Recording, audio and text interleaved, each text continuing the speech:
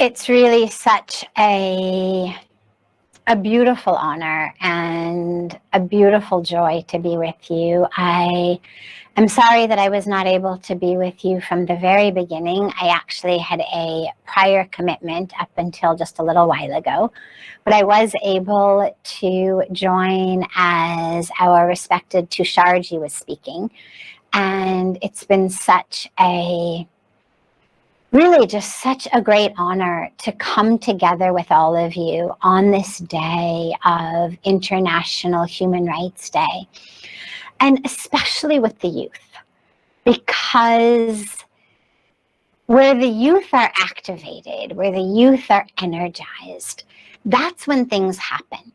And so I'm so impressed, so glad to see the way that you are bringing all of the youth together for human rights, for the Sustainable Development Goals.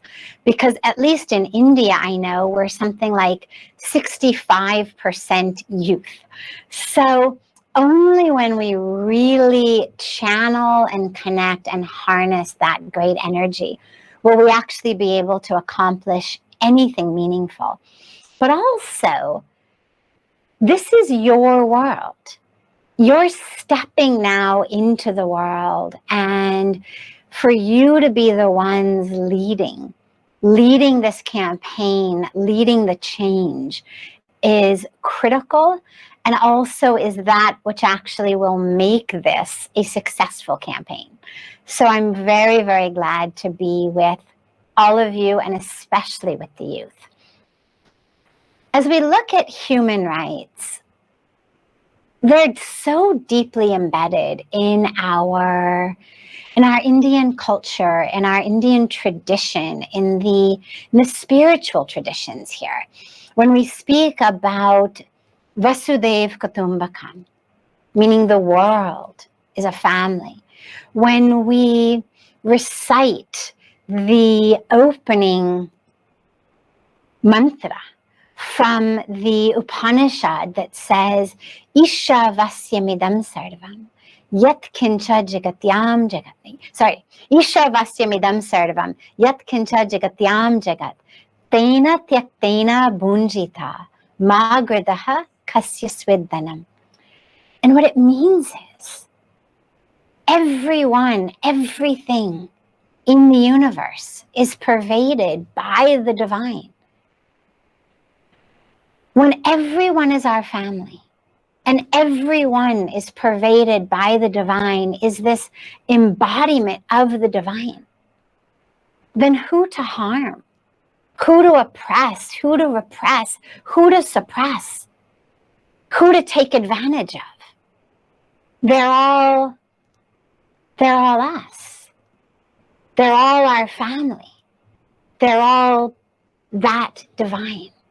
So when we really look at our spiritual tradition and our cultural tradition, we realize that human rights, and by the way, not only human rights, but rights for all species, down to the plants, to the 5 elements, are so deeply embedded and critical in our culture. So now to be working for human rights is a way also of reconnecting with our ancient culture, timeless teachings that are applicable, accessible, powerfully transformative for people from all over the world. Human rights abuses stem from ignorance and greed, what we call avidya and lobh. The ignorance tells us that we actually are separate. The ignorance says there is an other. There is a me and there is a you. And that ignorance enables us to allow our sisters and brothers of different races, different religions, different colors, different castes, different socioeconomic statuses, different sexual orientations, whatever it may be, enables them to be harmed, to be oppressed and repressed, because we feel like, oh, they are separate, they are different, they are not us. And so we're able to sleep at night and go on about our daily duties while they are being subjected to unspeakable human rights abuses. So that ignorance needs to be dispelled. That ignorance of separation needs to be transformed into wisdom of oneness. And what we call lobe, greed, that never-ending, insatiable yearning for more and more and more, and cheaper, cheaper, cheaper, is actually what perpetuates so many of the human rights abuses all over the world, from child labor to bonded labor to that which is happening in so many industries and sweatshops. Well, all of that is because of this man mange, more, more, more, and we want more, more, more, cheaper, cheaper, cheaper.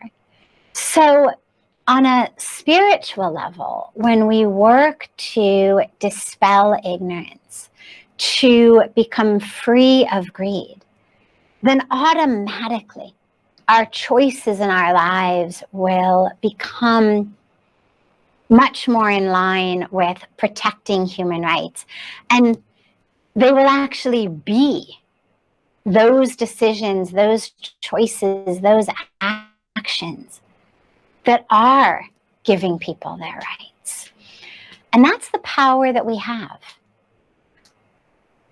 But we have to realize we have the power. So frequently we look only at government and we say, oh, this government is doing that or is doing that, as though we are helpless. But we are not. Each of us plays a critical role. And I want to just quickly give you a few ways that you, in your life, regardless of what you think your sphere of influence and impact may be, how you can play a huge role.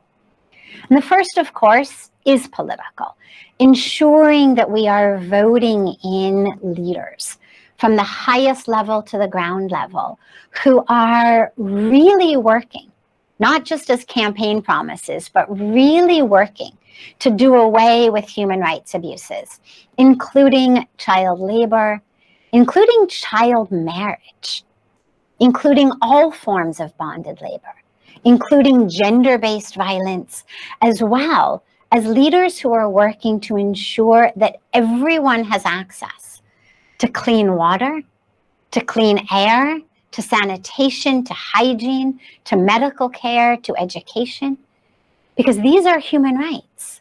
And we need to make sure that our government systems, our officials are really working for that. Number two, though, because politically maybe where we start the list, but there's a lot more that each of us can do individually. We don't vote only with our votes.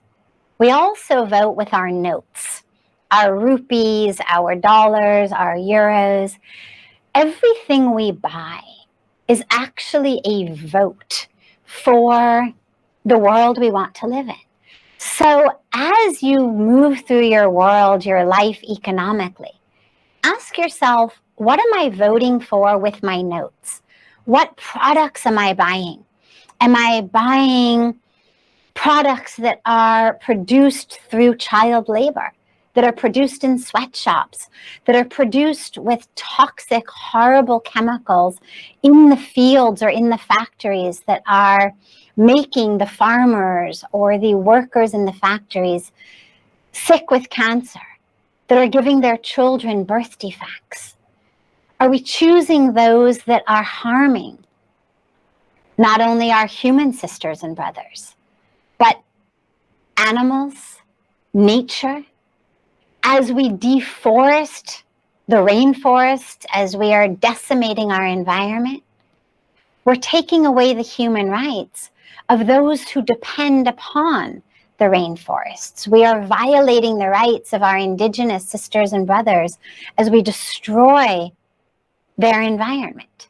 So the ripple impact of something as simple as a bottle of shampoo or a t-shirt made of cotton, those ripple impacts go across the world into families who are either suffering and dying or being uplifted and cared for through the different companies. So conscious consumption.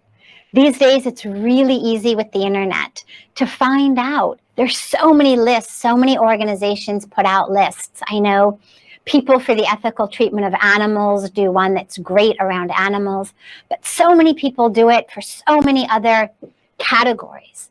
Which companies are those that are ethical, that are conscious? And then vote with your money.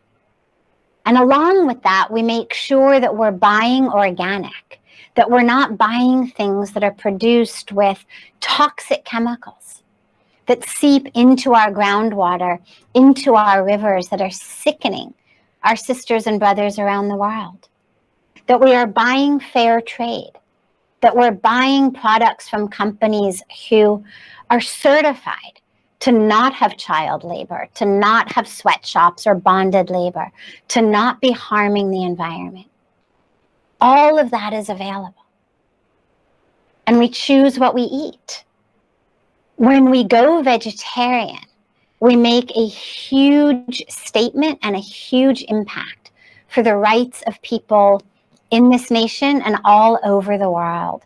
The meat industry, the production of beef and chicken and pork, our hamburgers, hot dogs, chicken McNuggets, is the single greatest contributor to climate change and one of the largest contributors to global hunger and to water shortages. There's not time here to go into all of those statistics, but I'd be happy to share them with you at another time. For the moment, though, just take my word for the fact that there are incredible statistics of the horrendous impact of the meat industry on hunger in the world, water access in the world, our environment, and climate change. And as citizens of India, or as citizens of whatever nation you're from, I know we have people from all over the world with us today, be concerned citizens. So many of us try to pay as few taxes as we can. We look for loopholes. We look for ways to not pay taxes. But remember that as we find those loopholes, as we hold on to our money and don't pay taxes, we're actually preventing the government from providing that education, that health care, that sanitation, that hygiene, that water, which our sisters and brothers need so badly. So realize that your civic duties are actually also your seva and commitment to people across the nation and the world. And lastly, use whatever impact and influence you have in person and online to end human rights abuses. Refuse to take part in or benefit from any company, any industry, any societal norm, like child marriage, for example, or domestic violence. Refuse to take part, to be in the presence of, refuse to allow anyone around you to engage in these activities that are suppressing, oppressing, repressing, and harming all of our sisters and brothers. Because as we celebrate Human Rights Day today, we remember that along with our inviolable human rights, we also have human responsibilities. And it's up to all of us to engage in those responsibilities, to fulfill those responsibilities, to ensure that all of our sisters and brothers have access to their human rights. There's so much to share, but time is short. So thank you so much for this beautiful opportunity to be together today. And thank you so much for the beautiful work that you are doing by energizing and empowering and inspiring our youth to be that change, as Gandhiji said, that we want to see in the world.